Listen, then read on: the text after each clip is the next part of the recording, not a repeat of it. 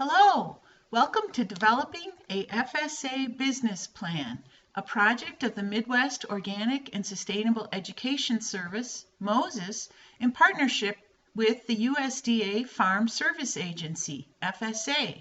My name is Jody Padgham, and I'm the Finance Director at MOSES, and I'm happy to be presenting this information to you about FSA farm business loans today. Well, let's get started. So here's an overview of what we're going to talk about today. We're going to look a little bit about goals and what a traditional business plan is. We're going to look at the FSA business plan worksheet that they require for you to fill out with 2 to 4 years of financial projections. So FSA, obviously, if you're approaching FSA for some sort of loan, you're planning to do something on your farm that requires financial support. You've had an idea and then you've come to the conclusion that to implement that idea, you need more resources. But what exactly does pursuing this idea entail? What are you setting up, or what are you changing? How will you get where you're planning to go? What are all of the implications of the change? A business plan is a tool that helps you to think through and outline the path and results of reaching your farm goals. But FSA uses the term business plan differently than you'll find used elsewhere. FSA considers their business plan to be a 2 to 5 year farm financial projection that supports a loan application. But a typical non-FSA business plan will include the surrounding detail, such as a market assessment and plan, as well as an analysis of opportunity and competition. So while FSA only requires the financial aspects of a business projection, a fully completed business plan will be of great value to you as the farm operator, and also to your lender, who must understand what you are trying to do. The process of researching, thinking, and decision-making to create the business plan is where its value lies. In making the plan, you will think through what you want to do, understand the resources you have and need to accomplish your goals, and estimate what you think will unfold as you move through the first few years of your plan. Well-founded research and note-taking will benefit your process and your future, as it helps you to understand the decisions and assumptions you made to get your numbers. So let's look at some of the details of what we're talking about with a traditional business plan. First, I want to start by offering you some resources, because a business plan is a complex document. Now again, we're going to be talking about 2 different business plans today. We're going to be talking about a standardized business plan, and then later we're going to be talking about what FSA requires and that they term a business plan, which is just the financial aspect of a traditional business plan. But let's talk about that traditional business plan first. This is a document. It's usually, it's a written document, and it will be anywhere from, a few pages, 3 to 5 pages long, to 40 or 50 or more pages, depending on how complex your business is. Again, it's the thinking and the outlining that is most important in a business plan, though many lenders or other people that are interested in your business will require a more formal business plan. And so how to go about creating a business plan, we really recommend this book, which is called Building a Sustainable Business, and produced by the Sustainable Ag Research and Education Program. It's a wonderful book and is available free online if you would like to download a copy. You can also purchase a copy. They're less than $20. And I have 2 different websites listed here. The second one actually has worksheets and individual chapters that you can reference. It's just a great resource and will help take you through some of the steps which we'll be describing in this presentation. But that book will give you a lot more detail than we'll give you today. There are many other resources that you can access to help you develop a business plan, though. Here, for example, is a USDA new farmer website that has recently been developed, and you can see here they have a whole section on developing a farm business plan. And again, this is a step-by-step process that they'll take you through. It's a great resource if online is more comfortable for you. There are lots of other resources. An extension office might have some classes. Technical colleges would again have classes that they offer. Small business centers, local nonprofits sometimes have classes. I have here several examples of classes on business planning that are being offered around the country on developing farm business plans.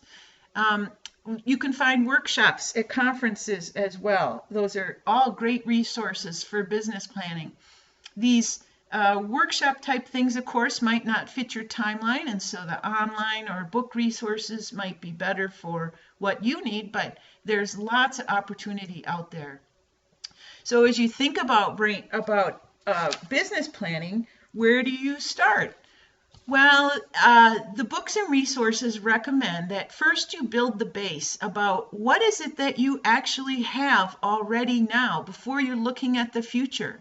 So what has been going on in your farm to bring you to the point you are to date? Or if you're a business planning because you're starting a new farm or a new operation, why is now the time that you're prepared to start this new farm operation? Why is this the right time?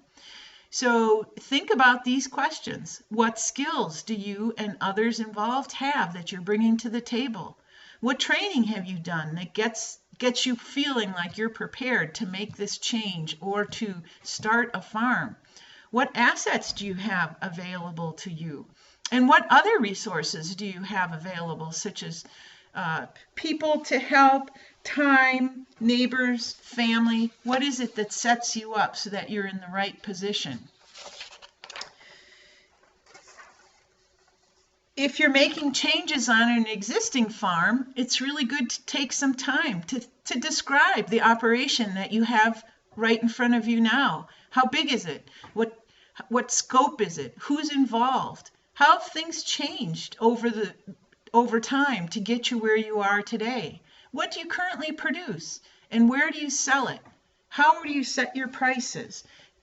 It might seem obvious that you already know all these things, but it's amazing to write them all down, and that you will actually gain a lot from that exercise, because you will have to think about what decisions you've made in the past to get you where you are today, and whether those have been good decisions or not, and whether you feel like you're on the right track, or whether you're interested in making a U-turn or really developing some new aspect of what you've been doing in the past.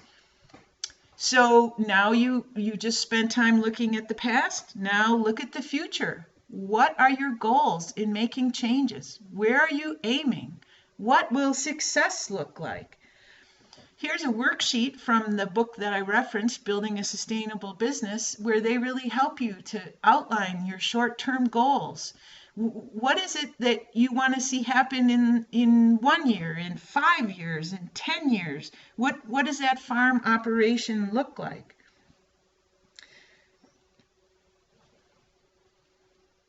Because where you're actually heading, those of us that are farming, it's real easy to make decisions that are on a short term. You can say, well, this year I'm raising 300 chickens, and next year I want to raise 500 chickens.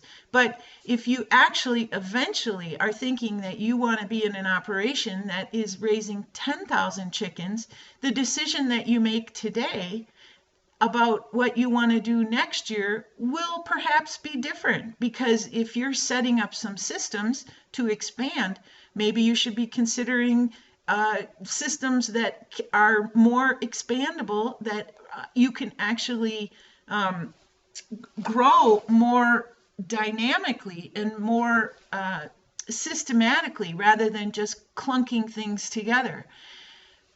As I was thinking about this, I think it's kind of like those ramshackle houses that you always see on the side of the road once in a while, where there was some handy person that added a garage here and a porch there, and you can see that the house just maybe doesn't work so well, versus a house or any kind of system that was designed from the get-go to expand to the size that it eventually has grown to, that the pieces are put on in a systematic way so that the flow works better. And a business isn't any different, where if you design it today to be what you want it to be in 10 years, the steps that you take from here to there can be designed to flow more gently than just hacking off pieces or doing a little bit here and a little bit there, that you can plan for the future a little bit more. So here are some more questions to ask. How do you plan to start, expand, or change your operation? This is what I've just been talking about. And how can you make your efficient more efficient or profitable? That's the difference between that ramshackle house and that house that's been well designed. And what type of farm or ranch model do you plan to use? Do you actually have a philosophy that you're trying to incorporate in your farming operation? If so, how do you want to project yourself to your market? And how does that market demand the decisions that you are making on an everyday basis? If you're going to be certified organic, or if you're going to be grass-fed, or some other alternative practice like permaculture or biodynamics, sometimes the outside market is going to dictate some of the decisions that you're making as you look at changes on your farm. So you want to make sure that you assess your resources. What do you have right now that will allow you to make the changes that you're planning to make?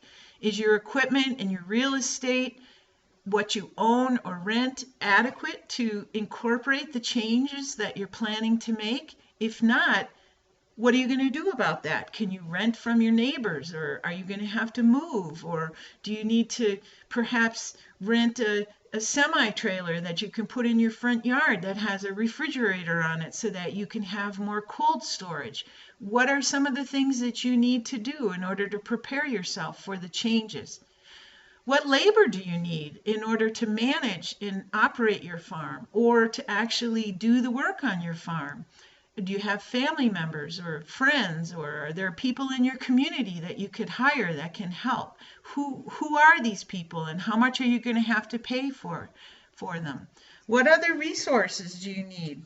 Do you need more knowledge or more expertise, or do you need some transportation or equipment, or perhaps you need a processing plant that you can take your poultry to or your beef to?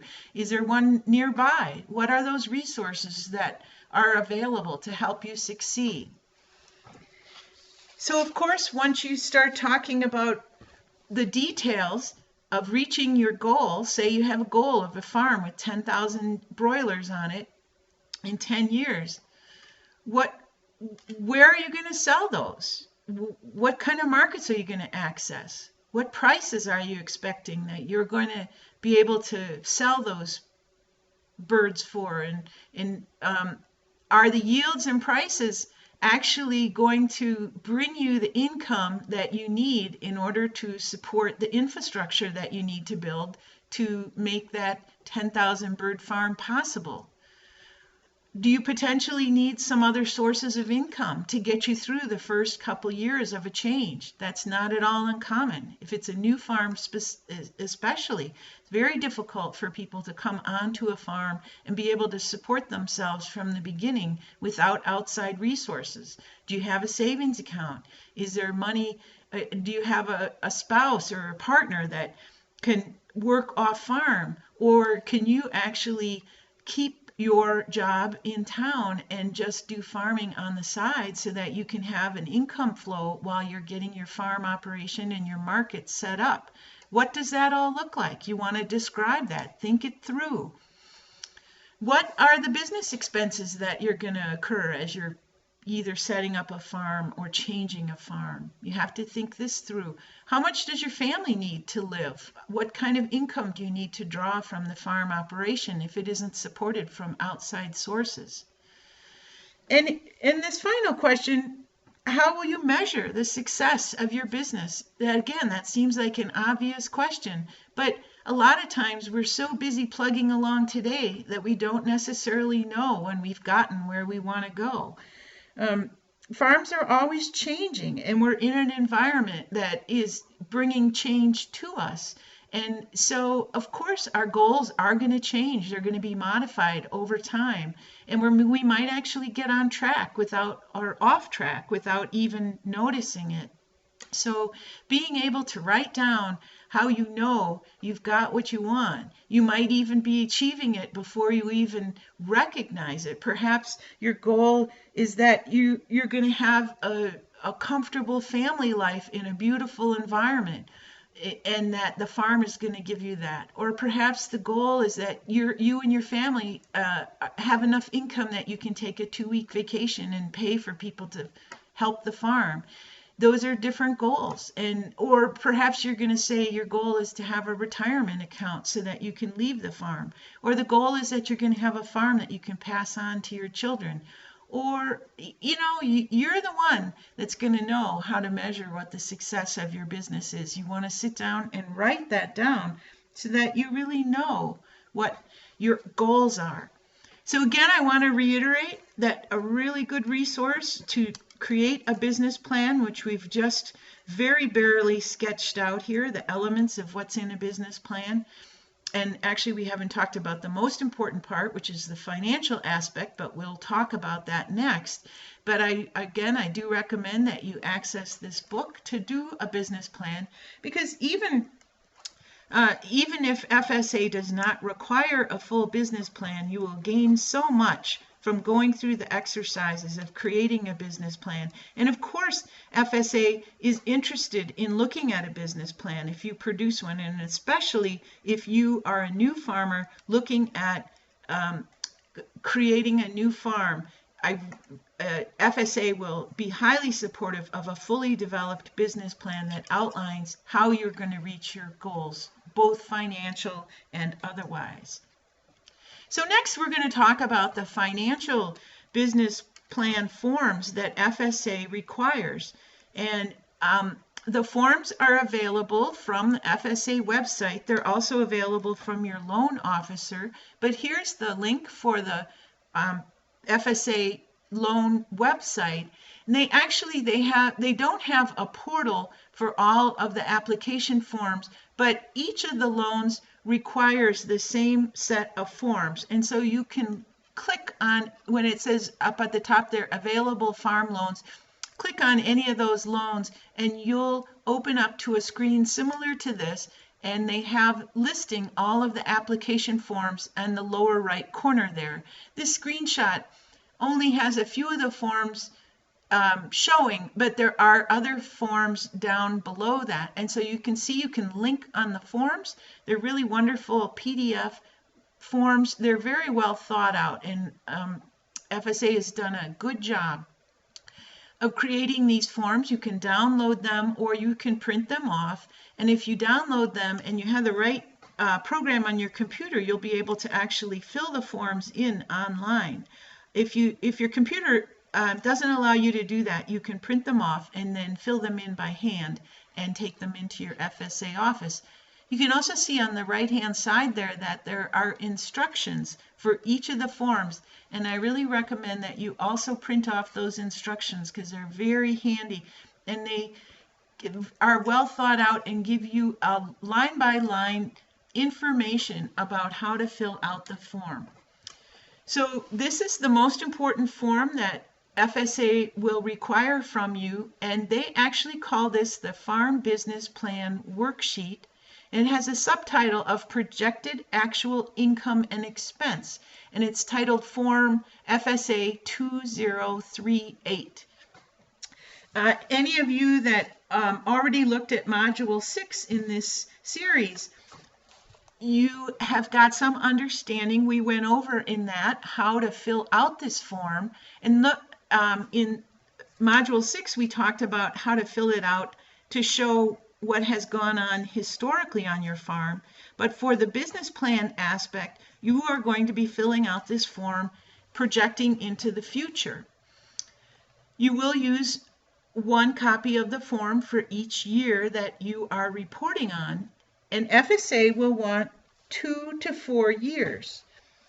And it's kind of interesting that they say 2 to 4 years, because you're saying, well, how am I supposed to know what I'm going to do? Well, it depends on the kind of change that you're proposing or the kind of farm that you're setting up as to how many years FSA will require, because they want to see numbers from the current year, the most recent full year, and then projections for each year up to what you expect in a typical year of full production at your new capacity. And here's a couple of examples. If you're adding a hoop house with your loan, then you might need a 3-year projection, which will outline first this year before you have the hoop, and then next year as you set up the hoop and get the soil conditioned and the system set up, and then the 3rd year when the hoop will be fully planted and your crops harvested and sold. If you have a new tree fruit operation, you'll need 4 years of projections from the tree planting through the first full harvest. A heifer operation may need 3 years, one for the year the calves are born or purchased, a second when they are growing, and a third when they are in full milk production. Again, your loan officer can help you understand how many years of financial estimates they require for the type of change you're planning. FSA also has this form, which is Form 2002, and it's technically called the 3-year financial history, but you can also use it, and it's an optional form. But it is just useful if you are creating 3 years of income and expenses to go forward and just talk. And here you can compile everything together. It's and talk about the predictions of what you're planning for the whatever period of time it is moving forward. So how do you come up with these numbers if you're looking at the future? The future is an unknown thing, and it's not something like the history that we talked about in Module 6, where you can actually say this is what happened as we're trying to project into the future. It's a trickier thing. Any of you that are trying to make changes on an existing operation, you can actually look at the history of what has happened in the past, and you can make predictions about what's going to happen in the future. It is an art and a skill to be able to do this effectively, but you actually have a base that you can build on and justify why you are going to be making the estimates of the changes in the future. Anybody that is a new farmer, however, has quite a different challenge in front of them, because you're actually having to come up with numbers based on any reality at all. You're just going to be guessing about what's going to be happening in the future. And there are some resources that you can use to help with those guesses. I'm going to call them guesses. They can be called estimates, which is probably a better term. But there are resources out there that help you understand how to fill out these forms about what you're predicting is going to happen in the future on your farm. There's industry averages. These are much more available for commodity production, such as dairy cows or corn, soybean production, those kinds of things. If you have a highly diversified farm, you may have a hard time coming up with industry averages, but there are resources, and a lot of different extension services have these available, and you can just do a Google search. There's an example. We'll look at that in the next slide.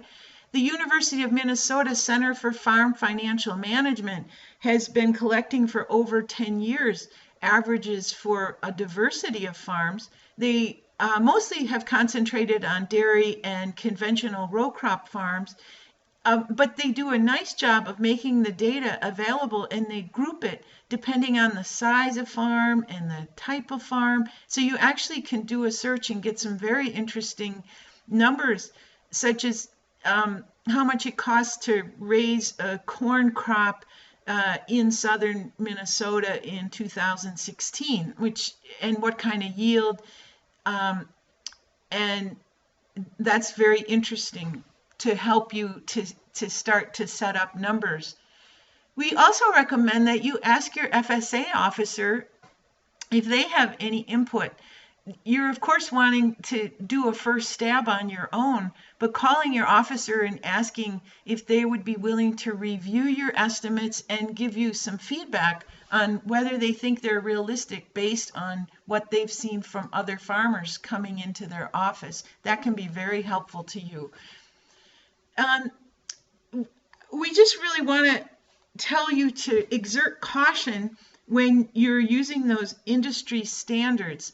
And here's an example of some numbers that are coming from an enterprise budget from Iowa in 2016, where they're looking at different enterprises. For instance, here's pork, swine on the top, and they give you an estimate of how many labor hours get put into raising that pork, how many bushels of corn, how many tons of distillers grain were used in an average production operation. But the tricky thing is about this is that your operation could be completely different than the operation that you're looking at on paper, and that you might not know how different your operation is going to be. For instance, how much family labor is in this versus how much outside labor, and what kind of housing are they using in these operations, and are they using an old dairy barn, or did they put up a new hoop house, or there's all kinds of questions that you don't necessarily know the answer to as you're comparing yourself to these industry standards. And so you have to be very careful in using those numbers. Here's again another summary sheet.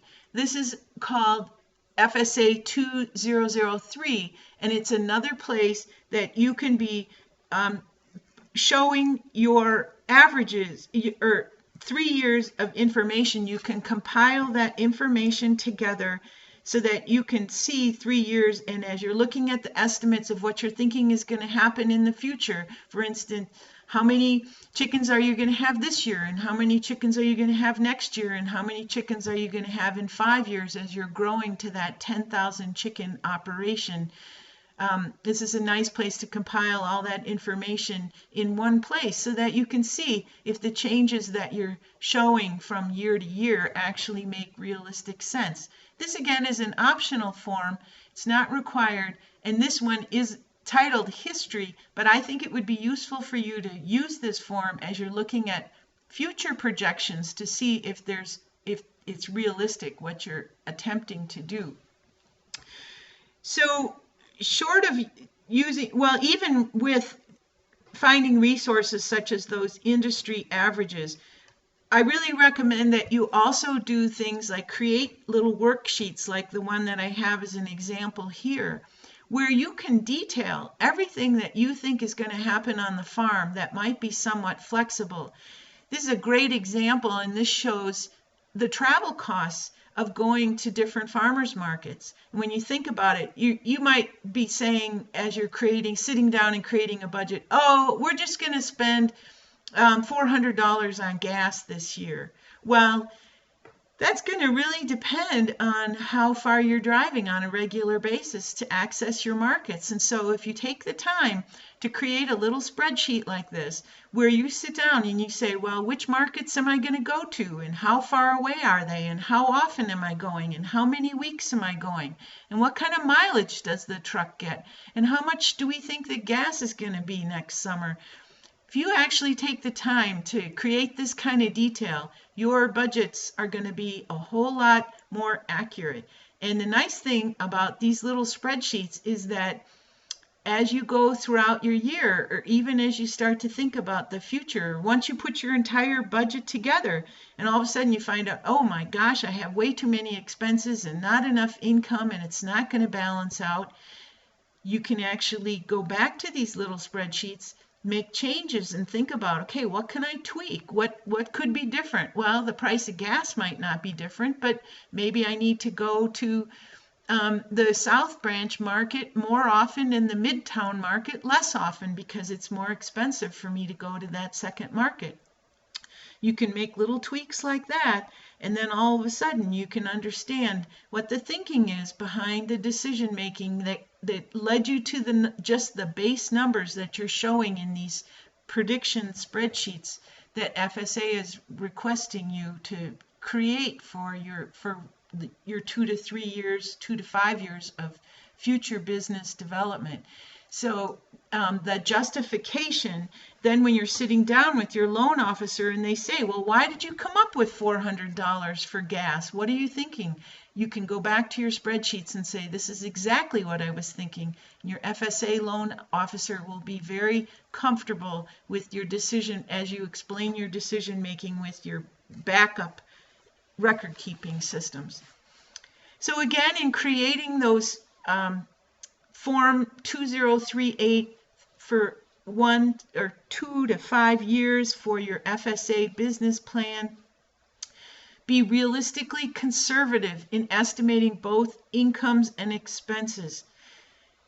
Anybody who's done any budgeting, when you start with the income and then you put it next to the expenses and then it doesn't work out, and then all of a sudden you just say, well, we'll just put in more income. You just really can't do that because you're expected to follow the business plan that you come up with and report against it. And that FSA is not going to approve a loan based on unrealistic estimates. You have to be logical and you have to have backup information that supports the estimates that you're making. You just can't throw numbers in because they work out.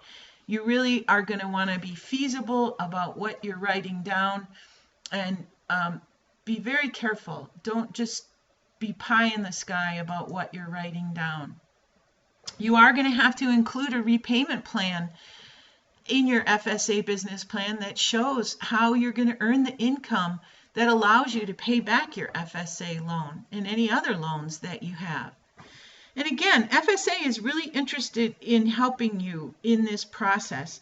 The USDA and the federal government has provided the money for the FSA loans because they really do want to support farmers like you, and they want to support farm expansions and farm development. And so it's in their best interest to make sure that you are able to prepare feasible financial statements and documents that show realistically the changes that you want to make on your farm, and they're willing to help you on this. But every time that you have to go and ask your officer questions or you have to drive into the office, that takes time and it might take money and it will slow down your process. And so even though FSA is there to help you, definitely spend the time up front to do the best that you can to produce good financial documents so that when you go into your office, you know that you have a quality product that they can give you feedback on. So in summary, for developing an FSA business plan, they generally don't require a formal business plan, but there's great benefit in you doing a business plan so that you can understand exactly what it is that you're planning to do.